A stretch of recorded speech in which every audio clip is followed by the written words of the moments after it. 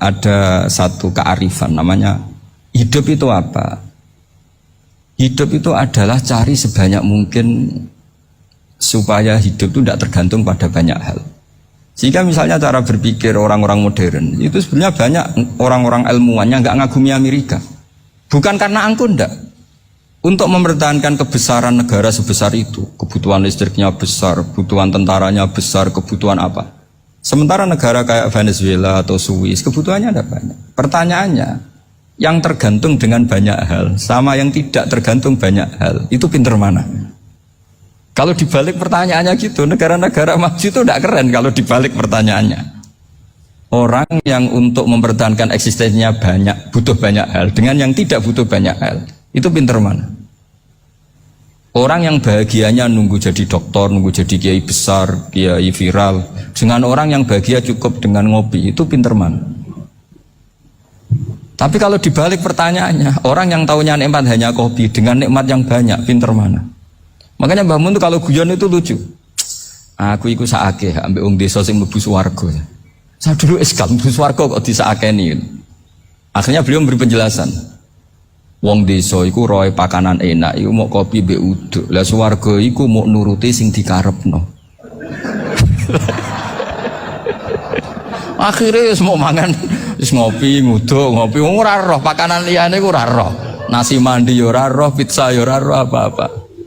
Terus saya bilang, wah lah niku nak nganti selera tentang wanita cantik. Iku juga sederhana. Rodok pesek ya wis cantik, rodok ireng ya wis. Apa bidadarinya seperti itu karena saking enggak pengalamannya. Jadi surga itu kan nuruti apa yang diinginkan. Kira-kira keinginan orang kampung kalau di surga itu apa coba? Makanan apa coba? Ya, nak senangnya ketemel gemblong itu. Nah, artinya malaikat lebih suka nangani surganya orang-orang kampung timbang Pak Rektor. Ini sudah ribet ini. Makanan apa saja sudah dicoba ya. Terus kalau di mall tahu orang macam-macam, seleranya macam-macam pasti. Enak mana kalau sampai jadi malaikat pelayan surga? Suka ngelayani orang kampung apa yang orang kota? Orang kampung kan? Jadi ya itu guyon ya, guyon tapi itu menjadi pikiran kita bahwa orang yang banyak kebutuhan itu sebetulnya banyak kebodohannya karena menggantungkan kebahagiaannya dengan banyak hal. Makanya Imam Syafi'i ngendikan istighna itu apa? Al istighna anisya'labi. Yang dikatakan kecukupan adalah berusaha sebanyak mungkin banyak hal tidak kamu butuhkan. Bukan memenuhi semua kebutuhan kamu karena nafsu kamu ini tidak ada batasnya gitu. Kalau kamu penuhin nggak akan selesai. Itu ada perempuan yang kurang cantik itu minta doa saya, Gus doain suami saya kaya. Terus tak guyonin, terus nggak minta. Kalau suami kamu kaya, yang pertama dirubah itu apa? Rumah supaya rumah saya bagus. Kedua apa? Mobil supaya mobil saya bagus. Nanti yang dievaluasi itu kamu. Mobil bagus, Alphard, rumah mewah, istrinya kamu. Pasti itu dievaluasi. Langsung nggak usah sudah gini aja kan. Jadi pertama yang dievaluasi itu kaya itu, coba kalau suami kaya itu yang dievaluasi pertama rumah ya, rumah ganti. Setelah itu apa? Mobil. Kira-kira berikutnya akhirnya sudah nggak jadi. Nabi Ibrahim itu pernah minta umur panjang, keren umur panjang. Sama Allah nggak dijawab. Datang orang tua gitu mertamu ke Nabi Ibrahim, terus disuguhi dikasih kurma. Apa itu? Kok kurma apa? Anggur yang sudah matang sekali, sudah dimakan. Setelah dimakan meler keluar lagi, dimakan lagi meler lagi. Terus Nabi Ibrahim masuk lagi ke kamar. Ya Allah, doanya tak cancel.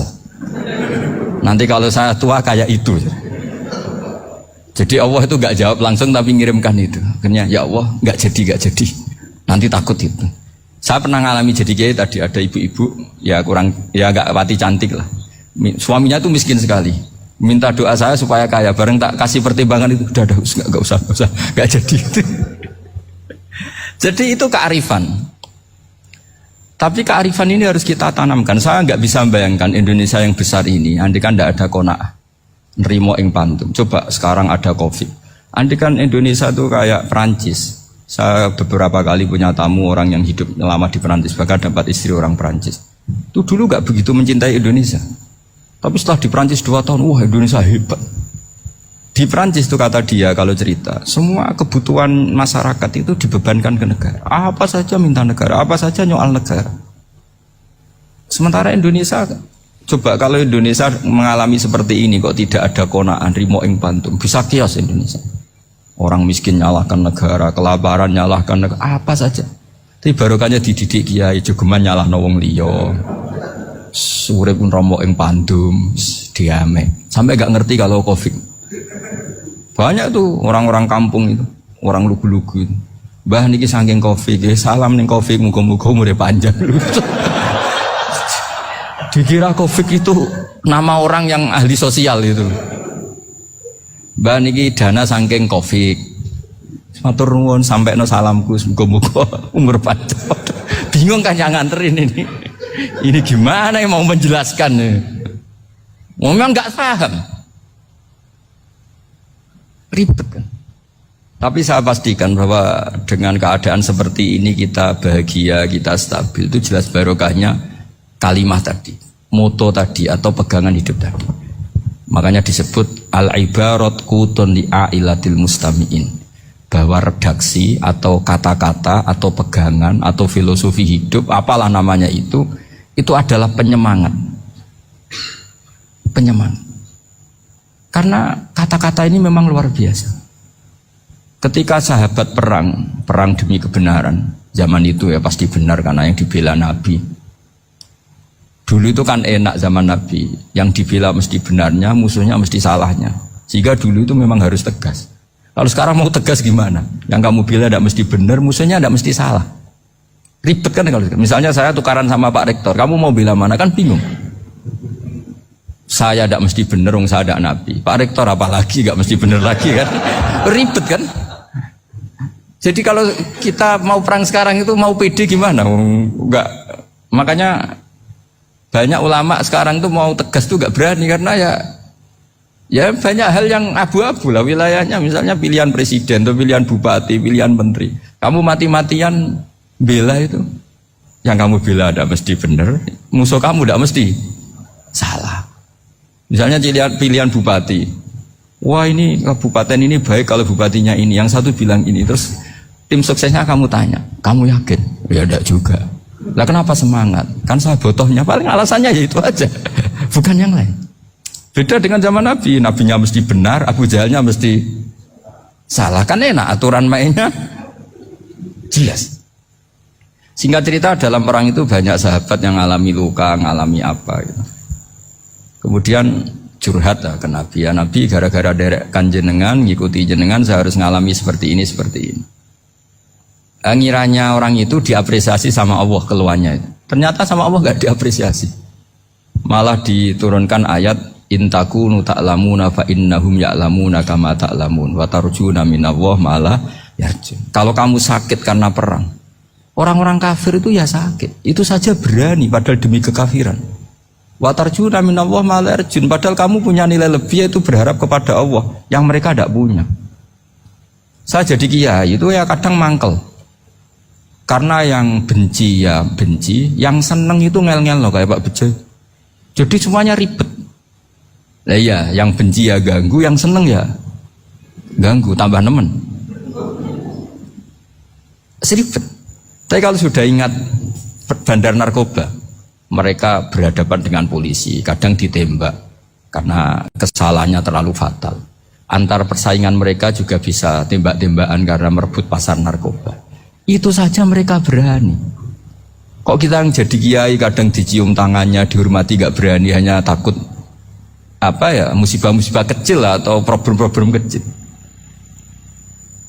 Nah iya, kalau kita bandingannya gitu. Kalau kamu mau tahajud kedinginan, itu masih nanti dihisab Allah itu gitu. Maling ayam itu keluar malam-malam, hanya dapat ayam. Itu gak takut dingin. Ya gak takut digebuki masa. Kamu mau tahajud saja takut dingin. Makanya nanti hisabnya orang soleh itu nanti dijajarkan orang dolim. Terus diperbandingkan. Wah itu habis kamu kalau itu. Jadi misalnya Unisola mau rapat, tapi ini malam, kalau malam dingin nanti sama masuk angin. Anak-anak pang di perapatan aja berani kamu. Kalau sudah perbandingannya gitu tuh ribet kita nanti. Makanya itu kalimat itu moto atau filosofi hidup. Sehingga diulang lagi nasihat itu. Iyam saskum korhun fakodu masal koma korhum mislu. Kalau kamu kena luka, orang-orang yang nggak benar juga akan kena luka. Itu aja berani demi ketidakbenaran. Masa kamu demi kebenaran nggak berani? Akhirnya orang itu, ya itu kalimat, itu heroik. Makanya kita ini penting ya, makanya tadi himne Unisula dimulai kalimat thayyibah. Karena kalimat ini yang menjaga kita kalimat ini. Misalnya tentang Tuhan. Kenapa orang Islam imannya kokoh seperti ini, termasuk yang sudah hidup di Amerika, di Australia, di mana-mana. Itu ya barokahnya ajaran atau barokahnya kalimah. Saya sebut kalimah saja pakai bahasa santri. Karena la ilaha illallah itu dalam tradisi santri disebut kalimatu haqqin alaiha nahya wa alaiha namut wa alaiha nub'ats. Ada yang riwayat wa biha nub'ats insyaallah taala minal aminin. Kenapa mereka di mana-mana meskipun sekolah di Amerika, di Australia, bahkan di Uni Soviet tetap mukmin? Itu barokahnya ajaran yang benar. Allah itu siapa? Tuhan. Tuhan itu sifat dasarnya apa? Awal. Dia harus wujud awal sebelum makhluk yang lain. Sehingga ketika ada negara yang maju, yang tertib, manajemennya tertib, masyarakatnya makmur, tapi punya Tuhan yang tidak seperti itu, tidak awal, itu sudah gak nyaman. Karena ndaklah keren Tuhan saya, karena Tuhan saya itu al-awwal, zat yang pertama. Tuhan saya keren lah, zat yang gak mati. Tuhan yang gak mati, yang gak pernah ngalami kematian.